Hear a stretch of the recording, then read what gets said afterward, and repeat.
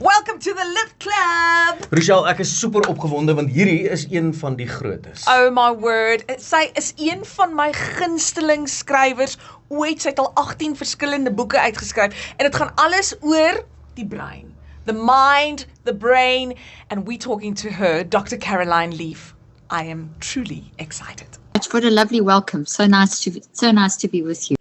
Now, you're born in Zimbabwe, but raised in South Africa, is that right?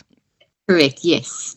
What is the one thing that you miss the most of South Africa? I think South Africans are just so friendly and just so ready to dive in and let's just do it. You know, there's like no hesitation, make it work. You know, the famous Aboer maak 'n plan. I can still speak a little bit of Afrikaans. Is very much the what I love about South Africans. That's exactly the question I wanted to ask you next. Can you still speak Afrikaans? You know, I can understand it better than I can speak it. You never lose it because I grew up with it. But I used to be able to teach in Afrikaans, but I wouldn't be able to now. It'd be embarrassing. I wouldn't get it. I wouldn't get all the words right. I'd speak a mixture. But I can still understand a lot. Dr. Caroline, you don't have to worry. I'm not going to ask the following question in Afrikaans then. But in terms of your level of expertise in subject matter, what was the reason that you decided that the mind and the brain would be that one subject you would study for decades?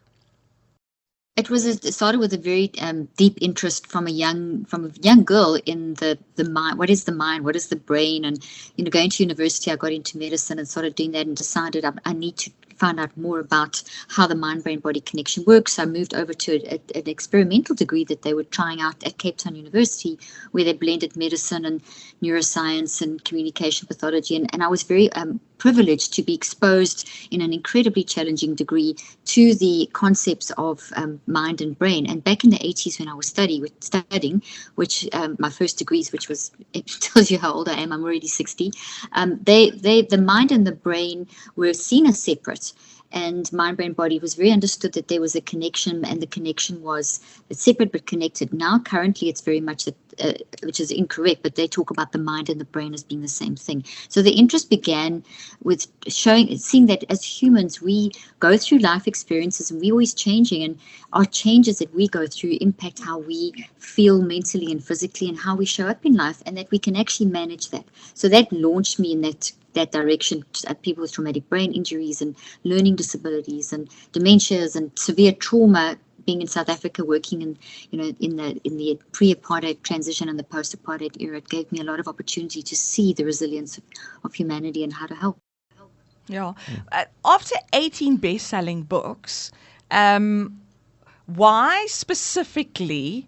Or can I ask it like this? After 18 best-selling books on one specific focus, how is it that there's still new relevant findings on this specific topic? Because the mind is the driving force of humanity. You are your mind. And what your mind is drives how you function physically, mentally. It's not your brain that drives you. It's not your body that drives you. It's your mind that drives your brain and your body. So the ability for us to have this conversation is because of our mind. When you're dead, you couldn't have this conversation. So your mind is driving mental, brain, and body functions, and therefore how we show up in life. And we also, our mind is we have a messy mind. That's the title of my podcast. It's okay to be a mess, cleaning up the mental mess.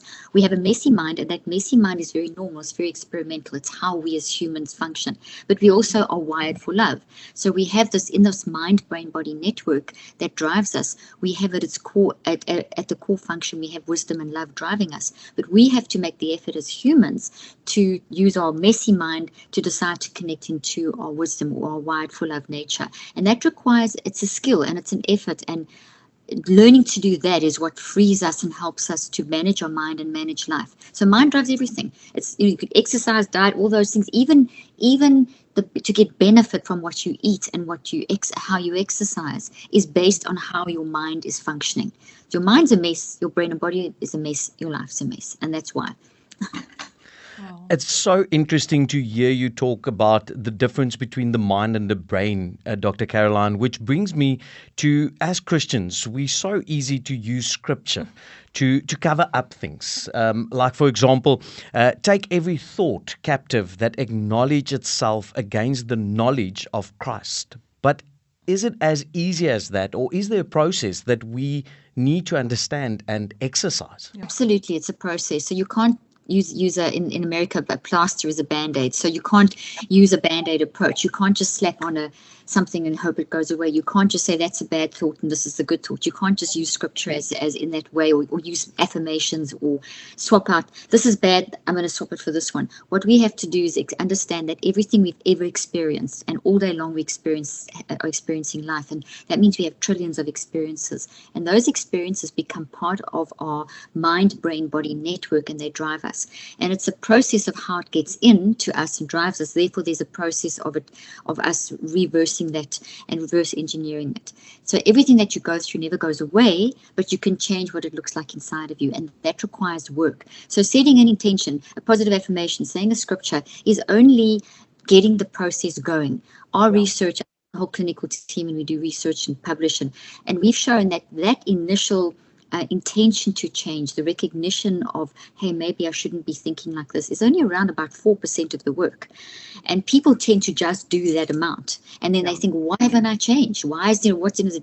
And blame everything and become victims. And that is sad, because we need to be very strong in recognizing that there's work to be done. It's hard work.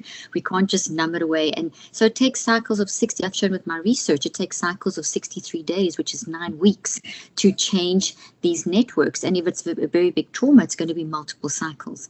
And that's called a Neuros Cycle, and that I've put into my books. And I have an app called the Neuros Cycle app, which pretty much helps people capture thought and renew the mind in these correct cycles. I must say that I read your book, I think about 10 years ago, and for many years I couldn't speak in front of people.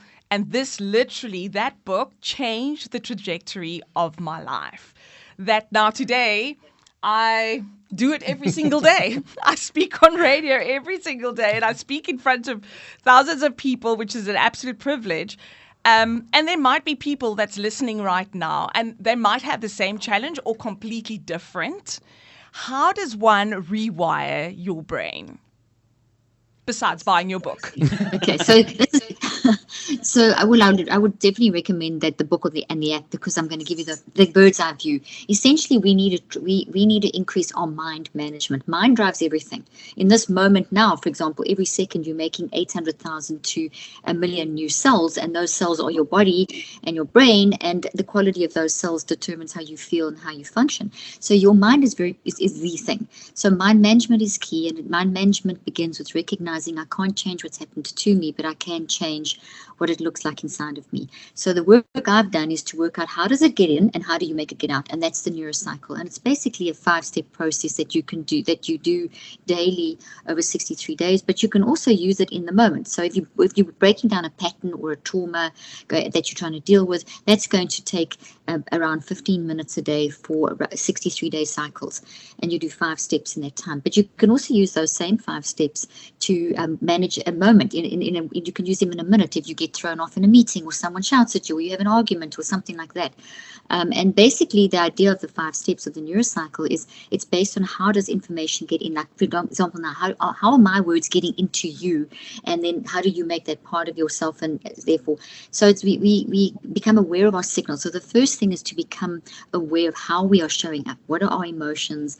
How does that show up in our body? What does that look like in terms of our behaviors? And what does that look like in terms of our perspective? And that's the first step, to gather very focused awareness of those things, and then to reflect on those, and then to basically do a mind storm, and then to reconceptualize, and then do an action. So it's pretty quick, but those 5 steps, most people do the first and the last, and they skip the middle 3, and that comes to one of the first questions that you can't just slap on a scripture. You can't just say, oh, I'm feeling like this, let me do this. You have to do the work in between, kind of like flying a plane. And this is the easiest way to summarize this. Not that everyone flies planes, but we all know how a plane is prepared.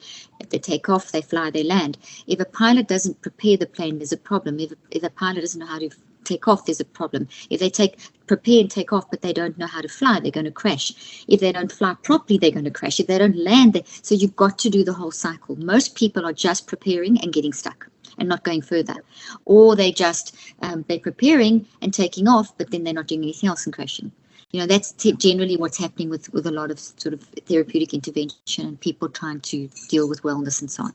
And Dr. Caroline, there was a couple of times during this interview that you mentioned a 3-letter word called the app. And of course, times are changing and the information that you're sharing with us is invaluable. So for me, wanting to catch up on this and understand it better and take my time, tell us a bit more, because that is one of the platforms that you use to explain and share this info with us is through the app.